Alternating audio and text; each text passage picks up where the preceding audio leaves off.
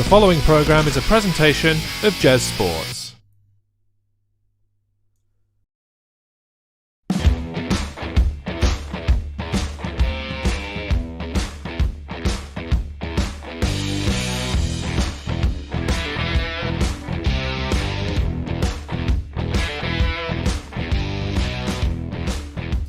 Good evening, everyone. Welcome to the Main Event Podcast. We are live. It is Monday Night Main Event, as I have just coined it in this very moment. I'm Jez. That's Dan. We're here to discuss Impact Wrestling Rebellion of our wonderful year 2023. Yeah. How are you doing on this evening, Dan? I'm doing very well. I'm not quite clean shaven as you are. No, well, you know, I'm not quite as clean shaven as I was either, because it's been a couple of days, and I still have, you know, my boyish charm, and it doesn't just go whoomp immediately. Yeah. After No, shaving on you just Saturday, look but weird. I do. Yeah. I shouldn't be clean shaven, and so, you know, this episode will go down historically as the episode where Jez didn't have any facial hair, and looked very, very white, like I'm whiter than the Main Event Podcast logo at the top here. Jesus Christ. That's how white I am. Yeah. That is whiter than white. It is indeed. But what wasn't whiter than white, he says, trying to segue a little bit, was Impact Rebellion, which took place not last weekend, but the weekend before. It's been a while we caught up with stuff, right? Yeah. Yeah. It might, something like that.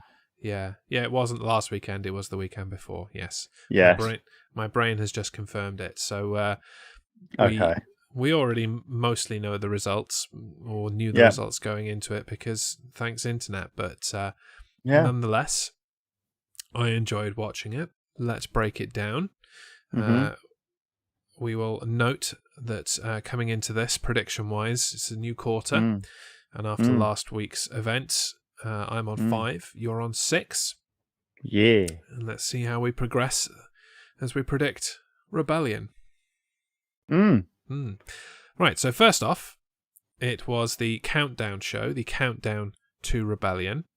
And the opening match was Heath and Rhino taking on Champagne Singh and Mahabali Shera, although he just goes by Shera now, apparently. Oh, yeah. Now, I would not wish to deprive you of the pleasure. Good morning, man. Go ahead. What did you like about this match? List all of the things. I quite like the fact that he tried to buy to win. That was all right. Go on. I know you've got loads more. That's it, really. Yeah, my only pro is that at least this was on the pre-show where it belonged, this match. That's true. Yeah. That's very true. It very, very much the matchiest of matches that happened. It was completely a match that happened. And I just find nothing exciting about any of these guys, really. Yeah. Which is a shame. I used to be Rhino's biggest fan. I loved Rhino when he came into the WWF from ECW. Yeah. Matt says he struggles with Impact Wrestling nowadays. It was super good last year. Last year it was good. Really good. Yeah. This year it's meh. Yeah, they've lost some of their main people that were really making it epic. But I wouldn't say it's bad. It's just meh. Yeah, it's definitely the lowest of the major promotions. Yeah, for sure. Whereas last year it was producing better content than any of them at the beginning of the year. Like when we first brought it into the Main Event Podcast, like that January to June kind of time, Impact was the thing that we enjoyed the most. So it's a shame that it's kind of declined a little bit. And it's because most of their top guys either went back to WWE when Triple H took over creative, or went to AEW when they realized they were never going to get jobs in WWE. So this match came, it went, it certainly did not conquer. And neither did we, because we both predicted Heath and Rhino for the win, because why wouldn't we? Why not? So, we're not starting the show as the ones, as we like to do. We're starting the show as the zeros. Zero. Second and final match on the countdown to Rebellion was for the Impact Knockouts World Tag Team Championship. It was the Coven successfully defending against the Death Dolls, or what's left of them, after they've reported Taya Valkyrie missing, or whatever they said. They clearly don't watch TV. No, they only watch Impact Wrestling. They don't look around at the other promotion like, oh, I thought she was in our stable. What the hell's going on? You nearly said the word then, didn't you? I did, yeah. I don't know if this is a pro or a con, but it's certainly a thing. Impact Wrestling, love them. They're dark and spooky, don't they? Yes. So this is yet another evil, witchy, like supernatural stable in the Coven. Featuring Taylor Wilde, who has been with Impact Wrestling for a very long time. They've mentioned that. Doesn't really have a supernatural spooky bone in her body, but there you go. She's got a tarot card. She is now, and she's willing to put it in her pants or whatever she does. It was better than the last match, I will say. Not by much though. No, not by much, but improvement is improvement. And at least the right people won in this match. I don't understand why the Death Dolls are still a thing. I don't understand why Jessica is still a thing, honestly. It's a terrible gimmick. Especially when she does when she goes, that was sick. That what makes me cringe so much. Huge cringe, yeah. God knows what anybody that isn't old like us is thinking when she does that. Like, oh, fuck! I'm dying inside, and I'm a mid-30s-year-old father. God knows what young people are thinking.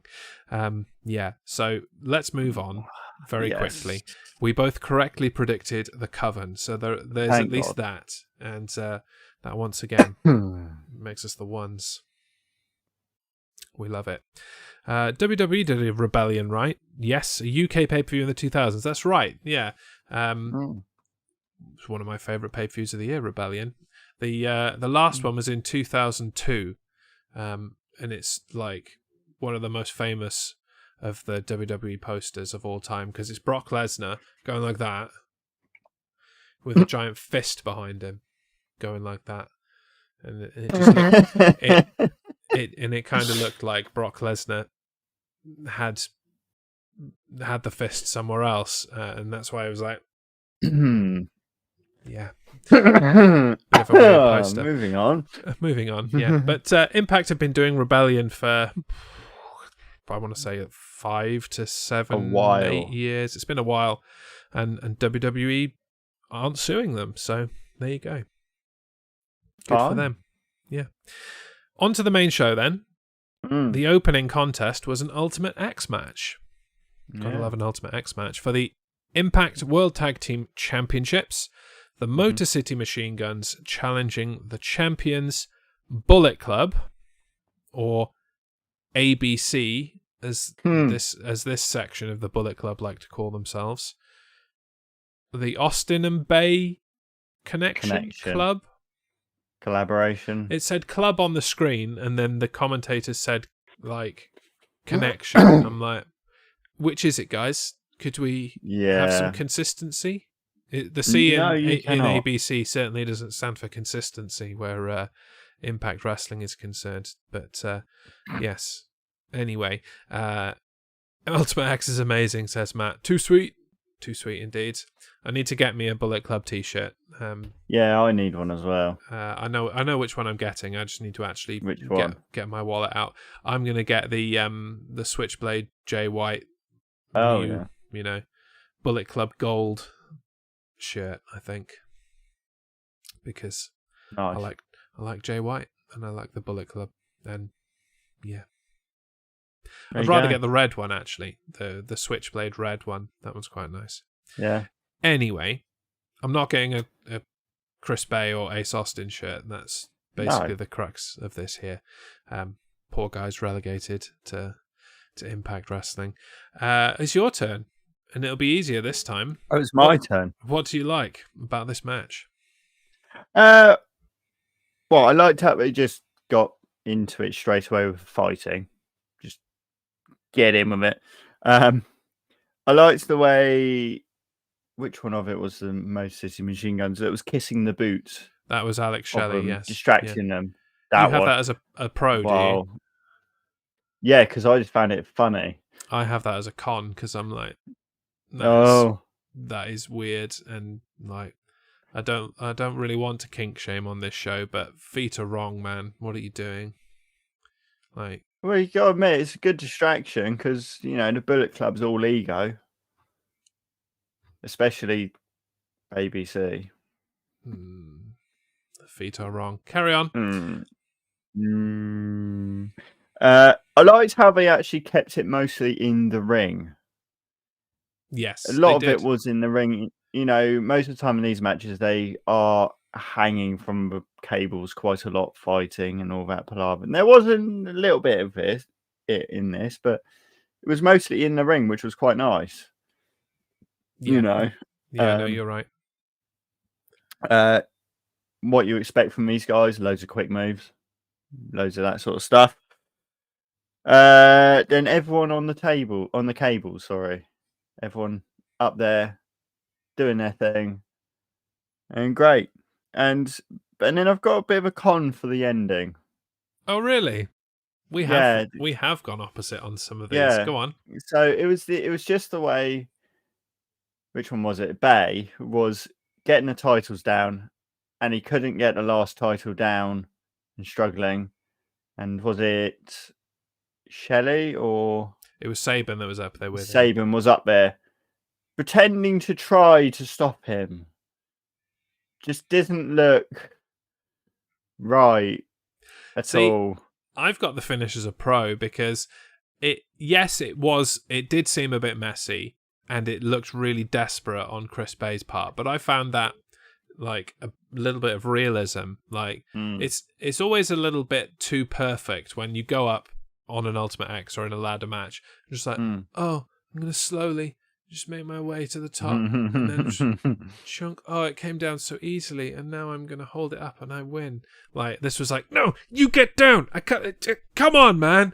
I just want to win this. And yeah, okay, Chris Sabin could have done a better job of like kicking him and stuff and trying to do something about it. Stop him, yeah. But it added a level of realism for me that it was such a struggle to do it. And they're the heels. It would have been a bit different if the Motor City Machine Guns had struggled to do it and nothing had happened as a result of it. But the fact that they're heels, I think it was fine, and I quite liked it. So yeah, that's two things in this match that we each have the opposite way around, pro and con. Yeah. That's pretty interesting. Yeah. At least in this match, they actually dropped to the mat before the bell rang, unlike the Mike Bailey match. Do you remember that? Oh yeah, I do remember that. Yeah, where he took the belt and he just sat on top of the ropes, and just the bell rang. Yeah. Okay, so we're not dropping to the mat then. Okay, fine. Yeah, and I don't know why they forced that rule, having to drop to the mat thing, and it's because they can do shenanigans at other times, I guess. But just get the titles. Belt. That's all you need to do. Yeah. I can't believe that the Motor City Machine Guns are stuck in Impact. They need to move to AEW at least. They did do a little stint in AEW. They did. They came into feud with FTR in AEW, but I mean, they're old, man. They just and what was weird about that is they came into AEW as heels, but in Impact they were faces, and still are. Haven't changed. It's like that just made no sense whatsoever. It didn't. No. Other than that, I have pretty much everything that you have. The only other things that I have in the pro section is I like them using the metal truss to kind of wear down each other's arms. They were each trying to weaken each other, so that they couldn't use the ropes and stuff, obviously. And I liked Chris Bay's springy one-leg moonsault from the apron to the outside of the ring. That was pretty slick, landing on Chris Sabin. That was pretty slick. Other than that, I have the things that you had and some of the things that you had in the wrong places as well. So there you go. In this match, we both predicted victory for the Bullet Club. So that means that we move from 1 to 2 apiece. A thank you. A thank you. Next up, The Design, which was the team of Sami Callihan, Con, Alan Angels, and Dina, took on the team of Dirty Dango, Joe Hendry, and Santino Marella, making his return to the ring after 9 years. Did they mention he was coming back to the ring after 9 years? I might have missed it. I don't think they did. I think I missed it. Yeah. If only they'd have said it on commentary, at least I know 30 times, then maybe we'd have. I know they could have easily slipped that in there somewhere. Now then, this match was okay. Like it didn't light the world on fire. I did like that the Design isolated various members of the other side, despite the fact that they had the numbers advantage. That was very heelish that they're still just gonna do that. It was nice to see the Cobra. Yeah. Haven't seen the Cobra in a while. But that's pretty much it for what I liked. Anything you liked? I quite like Callahan turning. That's in my cons, so wow, we disagree a lot on this episode. This doesn't happen very often. I'm digging it. I know. It's been like how many years since I've joined, and this is like the first time we disagreed. Multiple times. First time we've disagreed multiple times about things on the card. Anyway, yeah. I mean, I've disagreed regularly that you should be champion. I don't agree with that one bit. Yeah, no, I'm talking about the predictions. Well, the actual matches and what we think of things. Normally, we're pretty in sync. But no, I didn't like it. Didn't you? No, it's a lot of build, and I know we've not watched a lot of the build because we only do the bigger Impact Wrestling events. Like, really, he goes through like those 7 stages of hell or whatever it was to get into the group. Yeah. And then the last stage is just like, oh, I want to put my thumbs up and stuff, so screw you. It's just... He was going to be interesting in the Design, and now he's just going back to being thumbs up, thumbs down, and it's boring, and I don't care. How does it go? Thumbs up, thumbs down! I think somebody should please record that. And you send can use it to Sami as your ringtone. Well, his head is now as bald as my face, so what are you going to do? Now, speaking of differing, if you don't have any other negatives to throw in there, no. We decided to differ on our predictions on this one, and honestly, I don't know what I was thinking. I went with the Design. And I don't know why I went with the Design. What the hell were you thinking, man? Maybe I was drinking or something. So no point for me. You went for Dirty Dango, Joe Hendry, and Santino Marella. That takes you to 3. I'll stay down here on 2. And we'll move swiftly on because the next match is one that I'm sure we both enjoyed because we love this dude. The next match was... speaking of old man wrestling, as Matt has put in the chat, PCO versus Eddie Edwards in a last rites match, which is a casket match, but you're not allowed to call it that because that's a copyrighted term. At least last rites match is better than whatever AEW called it. What was that? What did they call it? I can't remember. I've kind of blanked that out from my memory. It wasn't good. The Jungle Boy and Christian Cage thing. That was a terrible name. Yeah, can't remember. That's how much of an impact it had on me. I have no cons. Nothing was bad about this match as far as I'm concerned. What did you enjoy about it? PCO, just throwing it out there, just PCO, being PCO. How he's just at the beginning, bell rang, just jump straight through the ropes. Yeah. Just get cracking. Like, he's 107 years old and he doesn't mess around, does he? I know. No, he just cracks on and does it. Yep. Yeah, you can't fault him. The de-animator from the top rope to the edge of the apron. Check. The PCO pretending to have dislocated his shoulder. That was Love creepy. that. Yeah, that was super creepy. Yeah. PCO getting straight up after the buckle bomb and just clotheslining or whatever he did. Mm-hmm. You know, all that stuff. Chokeslam onto the edge of the ramp. Kendo stick to the head. Edwards kicking his wife. Yeah. The shovel. Chokeslam into the casket. Yeah. I do actually have like 2 negatives. Oh, do you? Yes. Is it? But they're not to do with the match. Oh, okay. Go on then. Number one, the casket was cheap as hell and was breaking. Yeah, I did notice that. I didn't think I was gonna like defecate on it too much, but yeah, it was cheap, and the cushion on the kind of bottom feet section had fallen off before they even opened it. So yeah, rubbish. And the commentators kept on calling it a freaking coffin. It's a casket. I mean, I'm surprised they called it a coffin because that's what we call it over here in the UK. Like, they call it a casket. A casket is the square ones like they had.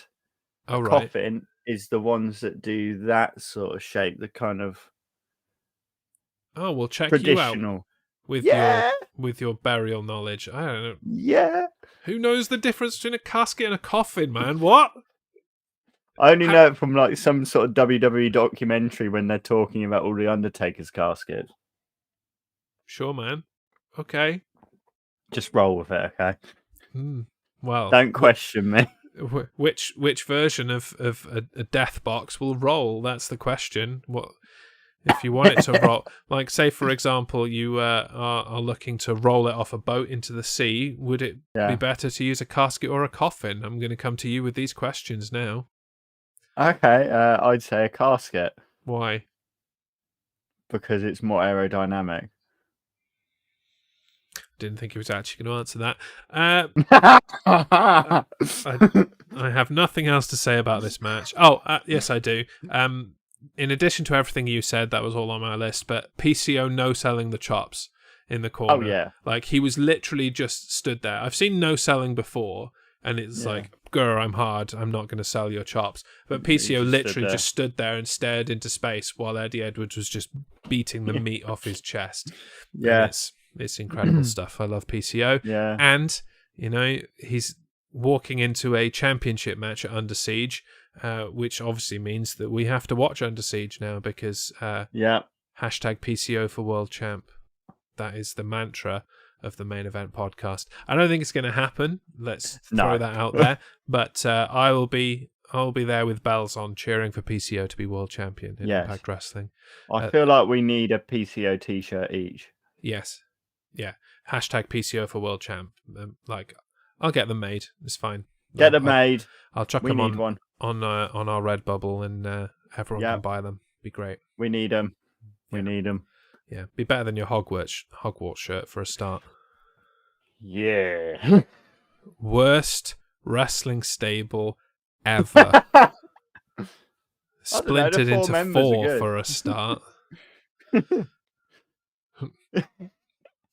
Anyway, obviously we both went for PCO for the win because we're not that stupid. Therefore, it takes me to 3 and takes you to 4.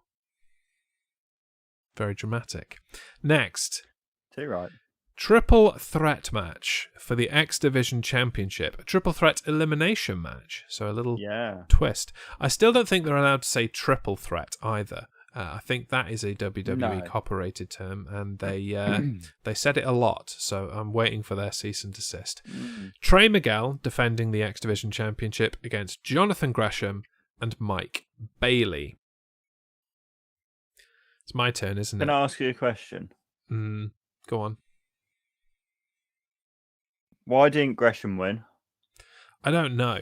I would have even taken Mike Bailey winning. And it's not that I dislike Trey Miguel, but nothing about the finish of this made any sense to me because they're just done now.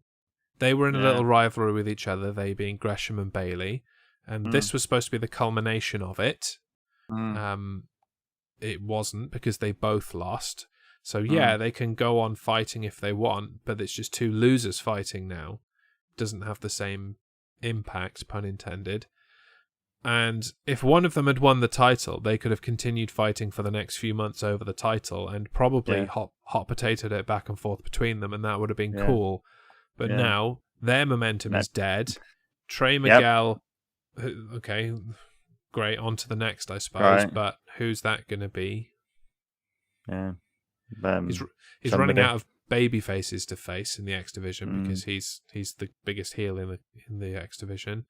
So yeah, strange booking decision, and I think Gresham is due. I really do. Yeah. Bailey's already won the title, hasn't he? He had a little stint with it at the end of last year, and Gresham is a company guy now. He's not going to go anywhere else. So give him the strap, man. He deserves it. So wrong outcome is definitely a big con in this match. Yeah. Let's start with what else we didn't like. Anything that stood out to you as being awful? It wasn't really anything awful. It's just, for me, it didn't really have the same experience as like other X Division matches, if you know what I mean. There's different types of X Division matches, isn't there? You've got the ones that are your kind of high-flying, really fast-paced matches, and then you've got the ones that are the mixing of styles. X Division is about no limits, not weight limits types of ones. And obviously Gresham isn't a high flyer. He's not going to move at speed. He's quite speedy because he's not particularly tall, but he is more a kind of bruiser, lock you in a submission, chain wrestle his way through, making your leg fall off kind of guy. And that is very X Division as well. But when you've got Trey Miguel and Mike Bailey trying to flip around and Jonathan Gresham just sits on them and tries to pull their arm off, it does disjoint things slightly. Yeah. But yeah, I mean, I enjoyed the match. My only con is Trey Miguel's chops. They were terrible. They were weaker than being slapped by my 5-year-old daughter. Conversely, on the pro side, Mike Bailey's chops. That's how you do a chop. Like, that's how you do it. It's right there, Trey. Like, he's teaching you there in the ring. Could you do it? Yeah. That would be great. He's teaching you there in the ring on a pay-per-view live in front of everyone. Because when Mike Bailey delivered a chop, you could hear it in every corner of that, arena. But when Trey Miguel chopped someone, it's like, oh crap, did somebody drop the ham? It's like, oh no, my ham's on the floor. Can't eat that now. Yeah, so I wasn't impressed with that. But other than that, I was pretty happy with it, even though it was a triple threat match. The laying around that you get in a triple threat match was mostly confined to being in the ring, and they only laid around for a usual amount of time to recover, and then they kind of swapped around quite a lot. So they did it quite well. It wasn't your usual triple threat, right? So now it's your two's turn. Are you saying you kind of enjoyed a triple threat match? Yeah, but it was an elimination triple threat match, so it's not quite the same. It's still a triple threat match. I've got to caveat it, otherwise I'm losing my religion, in the words of R.E.M. Oh dear. Roll with it. What else did I like? I liked the beginning when Trey Miguel just stood on the ramp watching Bailey and Gresham fight each other, and then when he tried to get involved, they stopped fighting each other to turn on him. I'm like, that was good. I enjoyed that. Good work there. Good bit of psychology. the Mike Bailey head scissors to Trey Miguel from the ring, literally in the ring to the floor outside, looked dirty and painful, and I thoroughly enjoyed that. That was good. Something I really liked, even though it ruined who we thought should have won, after Jonathan Gresham was eliminated, Mike Bailey was still locked in his figure 4 leg lock, but unconscious. I liked that. He's like, ow, like he's out now. Get him off me. He's been eliminated and I'm still in this submission. Get him off me. And I think that's probably where Trey Miguel took over and won the match. And that was pretty neat, I thought. Yeah. And then, I don't know if this is a pro, but it's in my pros. Bailey missing Ultimo Weapon, landing straight on his knees. Like, yes, that had to hurt. There's no way of getting around that. You're just going to be in some Imagine the pain shockwaves going up. Yeah, I mean, he's got some pretty thick knee pads on, but even so, you'd still feel that. You would definitely feel that. So kudos to him for doing it. Maybe don't, because otherwise your patella's going to leave your body and go and find someone else to hang out with. So, yeah. We both went for Jonathan Gresham, unless you've got anything to add. No. So we're going to remain 3-4 respectively. Yeah. From 3-4 to Hardcore War, because I'm a poet. Whee! Team Bully, which was Moose, Brian Myers, Kenny King, and Bully Ray, versus Team Dreamer, which was Kaz, Bhupinder Guja, who's doing stuff now, cool, Killer Kelly, Yuya Yamura, and Tommy Dreamer. Over to you, sir. Pros, cons, give it to me. Well, when Kazarian and Moose were first in, I'd say Moose were very... It was kind of very okay, with them two just kind of mixing it up, just starting it off. So I didn't really have much to say about that part.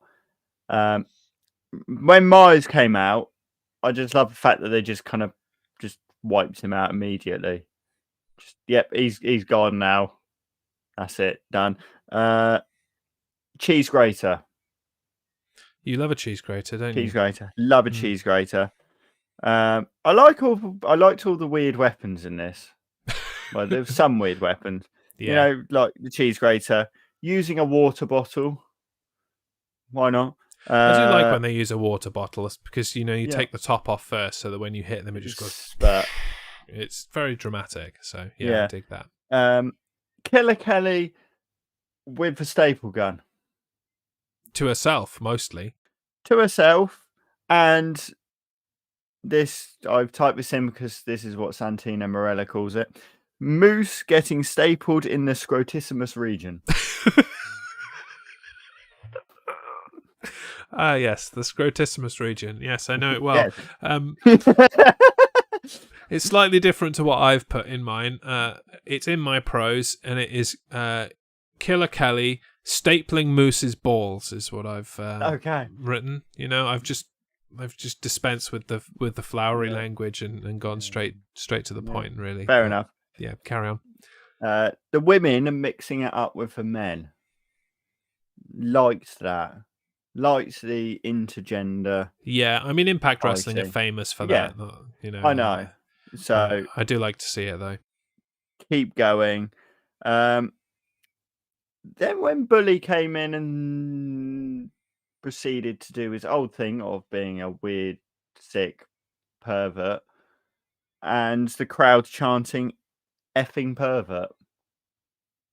Yeah. I mean, why not? There's one way to be an uber heel, and there are lots of ways to be an uber heel, but one way is to be a massive pervert and be called out for it. Yeah, that's one method. Get excited for beating up women. Kelly biting Bully. Go for it. All the submissions going on at once. Yeah, I've got that. The mega chain submission that they did with... I couldn't even count the number of people. No, it was all just trying to get a submission. Everyone just happening. Everyone just happening. Death Valley Driver into the chair. That was, I can't remember who was that. Kelly delivering it to Slamovich. Yep. Yep. I think so. Dreamer pole driver to Slamovich.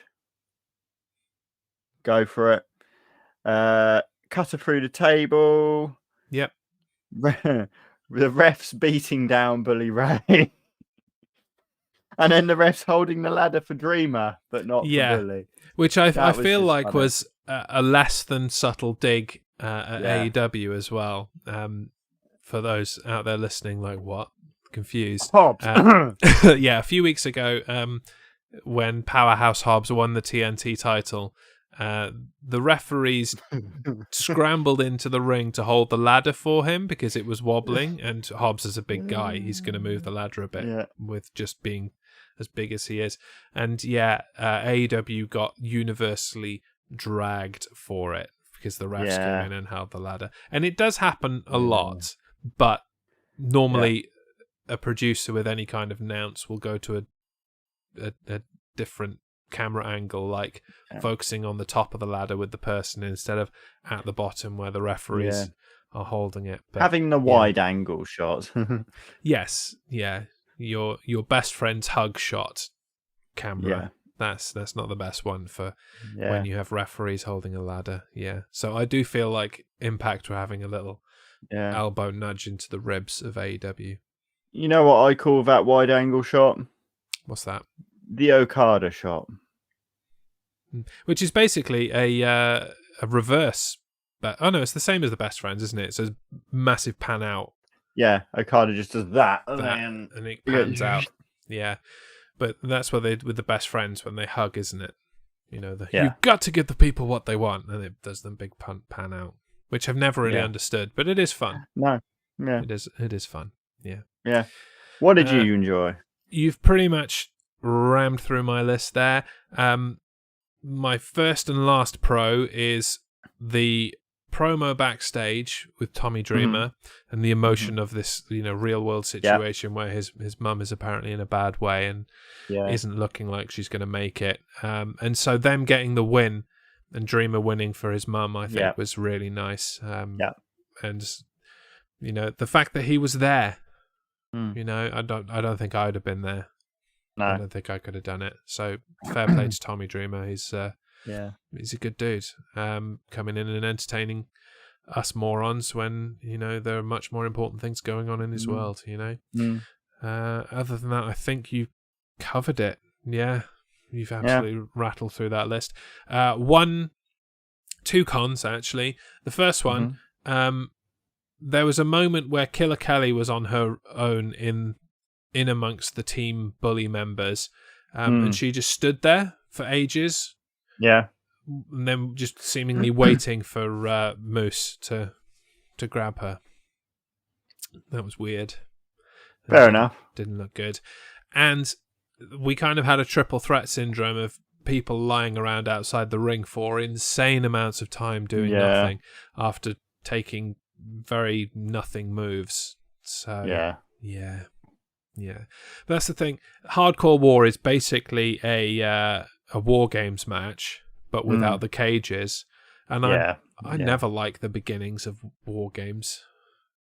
Like, just get everyone in the ring and get on with it. This staggered thing is boring to me because you can't win. So what am I watching for? Yeah, exactly. Yeah. So, but decent match. Yeah, and I know you like the more hardcore stuff, and it certainly satiated your appetite of cheese graters and stapled love a cheese grater.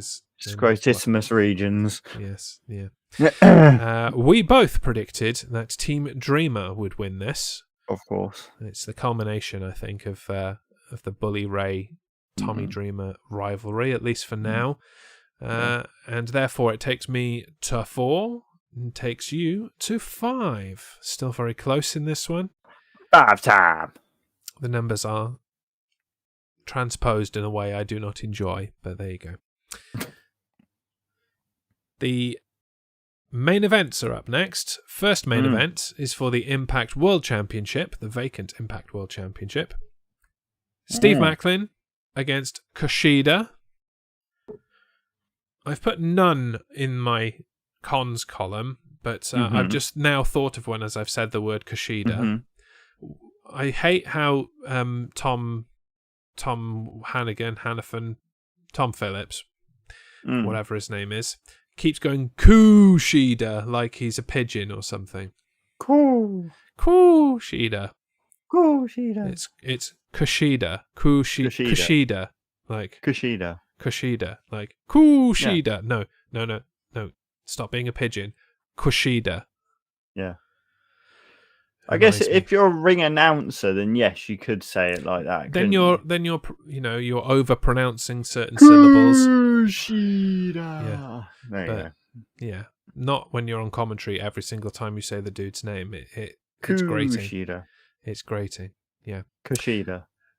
Shall I blast through my pros? Because I did really like this match. I wasn't expecting to enjoy this match very much because I like Kushida, don't get me wrong, but I don't quite see the hype that's behind him. He's just another former NJPW junior, basically, as far as I'm concerned. Yeah. But he did really hold his own in this match against a clear heavyweight in Steve Macklin, and I think he did really earn his place in this main event. It was pretty good. So both men delivering the signature moves of former Impact World Champions throughout the match. Did you notice that? Yeah. It was quite cool. There was an Olympic Slam. There was a Pele kick. The KIA is basically Drew Galloway's Future Shock DDT. Yeah, there was a few of them, and I thought that was a nice way to pay tribute to Impact's past. Very nice there. Yeah. Kushida constantly going for the arm of Macklin to try and get the hoverboard lock in because he's won with that one before, so stick with what wins. Macklin being dominant and using his size, that's exactly what he should have done, and it looked good. Macklin playing the heel at the end and winding up Scott D'Amore before just smashing him in the back of the head with the title. And Nick Aldis. Yes. I'm glad that he has chosen Impact Wrestling because I think that will be a boost for Impact Wrestling. The only problem is I don't see them putting the world title on him anytime soon, and you got to strike while the iron's hot sometimes, and he's coming in as, like it's often said, the hottest free agent in the industry, but no, he actually really is the hottest free agent at the moment. He'd been spending his time in the NWA and is now branching out again, and Impact could benefit from that shine, bring in some fans from him. But if he's going to do nothing rivalries, then it's probably not going to happen. I don't know. I think he should probably win the world title at Slammiversary.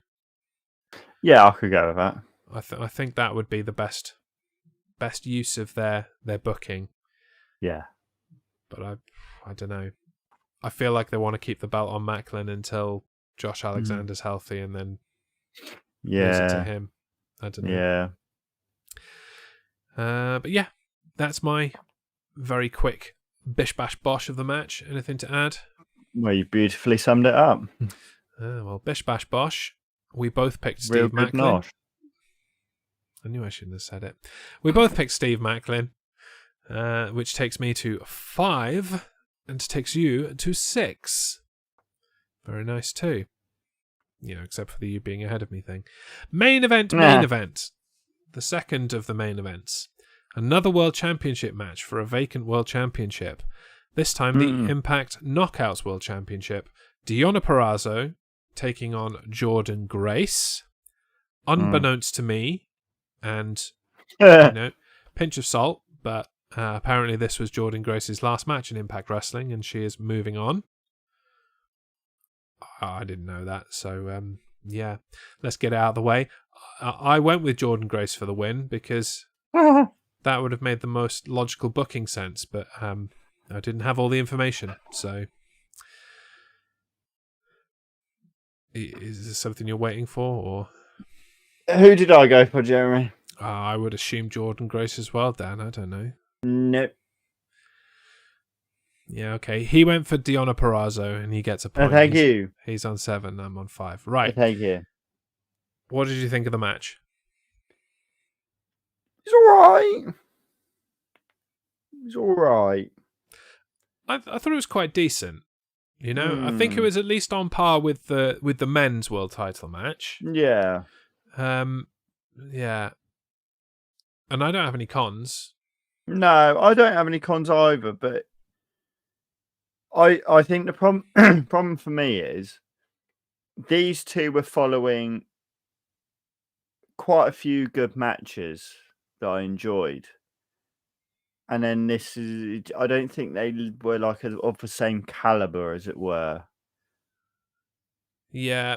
I feel like one of the world title matches should have been the opening match. Yeah. Probably the world title match, the men's. Yeah. Open with that. Yeah. Get that out the way as an exciting thing with Nick Aldis and all of that. Mm-hmm. And then I would probably have had the X Division, the Ultimate X match as the pre-main event. Yeah. Because while that was a decent enough match and was exciting, it's a lot easier to follow as a main event. But going hardcore world championship with exciting debut into this, there was a lot to live up to. I see what you're saying. But there was a technical start, which was quite good. I love that. Yeah, the chain. Yeah, that was really good. That was jackhammer outside the ring. Stalling suplex for 20 seconds. See, and I have mixed feelings about stalling suplexes because here we go. I like them. They look spectacular, and it's a great show of strength by whoever is doing the delivering. But are you telling me that you just hang around in the air for 20 seconds when all you really have to do is move your leg and they'll lose their balance? Like, no wriggling, no trying to get out of the move. I'll just hang around upside down for 20 seconds. Why not? She's going to look good, isn't she? So I'll just hang around up here. It's fine. Yeah. There's not a whole lot of realism in a delayed suplex. Jeremy, you're talking about wrestling here. There's a guy that thinks he's Frankenstein. No, he doesn't think he's Frankenstein. He is Frankenstein. He's the French-Canadian Frankenstein, which is like Frankenstein, but it's not the actual Frankenstein. It's another Frankenstein from the French part of Canada. Okay? Don't you dare hate on PCO. What else did you like about this match? I liked how it finished. It was a clean finish. Yeah. It was Deonna Purrazzo using the Queen's Gambit. Correct. Yep. To finish, and then it finished. There was no funny business. There was no kicking out. It just finished, which is good. The funny business came in Jordan Grace's finisher when she kicked out of the Grace driver, which in this instance I'm fine with. The idea of it being to make Deonna Purrazzo look really super strong going into a championship reign, and it not mattering from Impact's point of view because Jordan Grace is on the way out of the door. So, make your new champion look like $1 million and whatever to Jordan Grace. Sorry, Jordan, but if you're leaving, that's what happens. You lose on your way out. That's what happens. But I really liked the Queen's Gambit. It looked really slick, and it came out of nowhere. Just poosh, poosh, down you go, pin, done, job, finished. I like that. A few other moves that I liked, actually. Most of my pros are just individual moves that happened. The Grace diving out of the ring, and then, as you said, following it straight up with the jackhammer on the floor. The moonsault off the ramp. Felt like we saw a decent amount of cool stuff from the ramp across the entire event, actually. Vertebraker by Grace. Haven't seen the Vertebraker delivered properly in years. Old favourite of then Sugar Shane Helms, later known as the Hurricane. That was his finisher in WCW, and it got banned in WWE because he cocked it up once at a house show, and they never let him do it again. The other thing I liked, last thing, is Jordan Grace just looking dead at the referee and going, "No effing way," after Deonna Purrazzo kicked out of the Grace driver. Yeah. It was quite raw, quite real. I dug it. Yeah.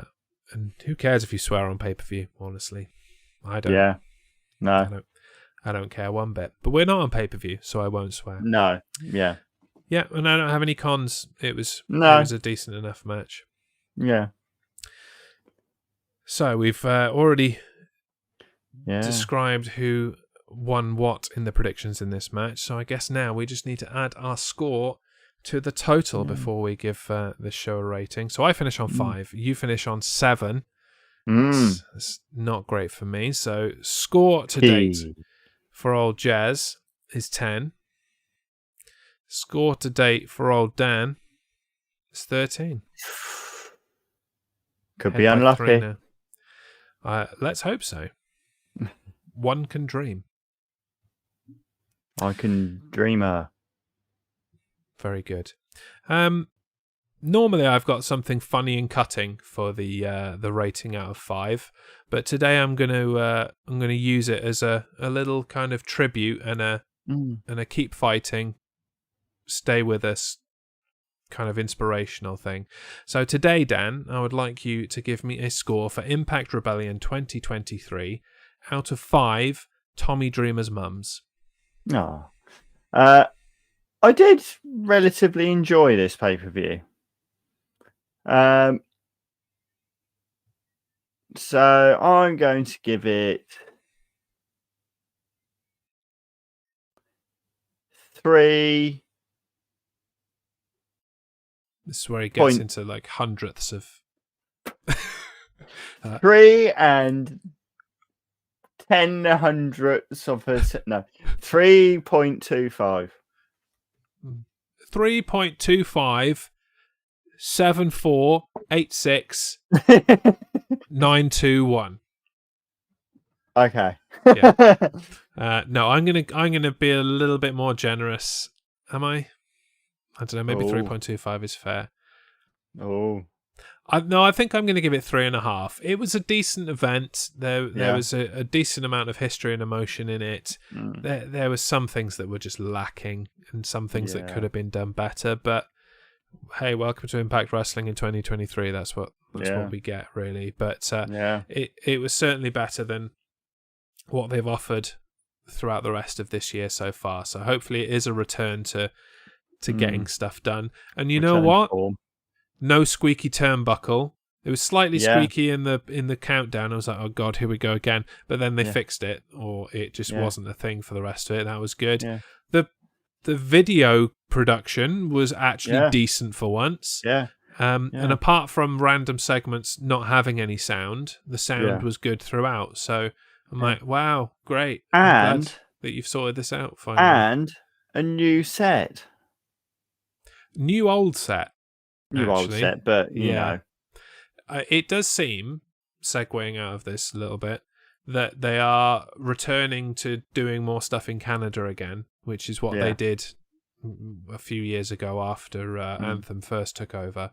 But yeah, that kind of wavy LED thing, they had that the entire time they were in Canada last time. I don't know if they just didn't have anywhere to hang it in their warehouse in wherever they were. Orlando? Was it in Orlando? No, they went back to Tennessee. I don't know. Wherever they were doing their main filming, especially through the pandemic. It was a bit meh. But it actually felt like a full place for this pay-per-view. Yeah. It actually felt like a real event, not just some people hanging out in a warehouse with 4 other people messing around. There was a good crowd. You know, they chanted at the right times.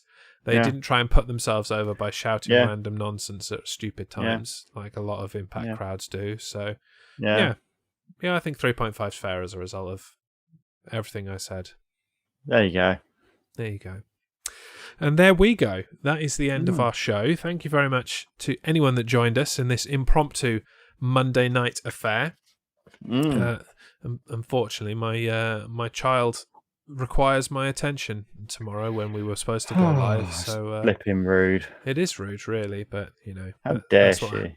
That's what happens when you have children. They dominate your life, and you don't get to do things when you want to do them. Yeah, but it's worth it. Go forth and multiply, everyone. That's my parting message. Go forth and multiply. And on that note, I could have said it in a lot harsher way, and and I have done before, and I will again. Yeah. So I think that's it for a couple of weeks. I think our next one is Backlash. Yeah. If I remember rightly. So yeah. Enjoy the week off from the Main Event podcast, and we'll see you in a fortnight for Backlash from Puerto Rico. Puerto Rico. Until then, I've been Jez. I've been Dan. This has been the Main Event podcast, live on Monday night. Bye-bye. Bye. Seriously, go forth and multiply.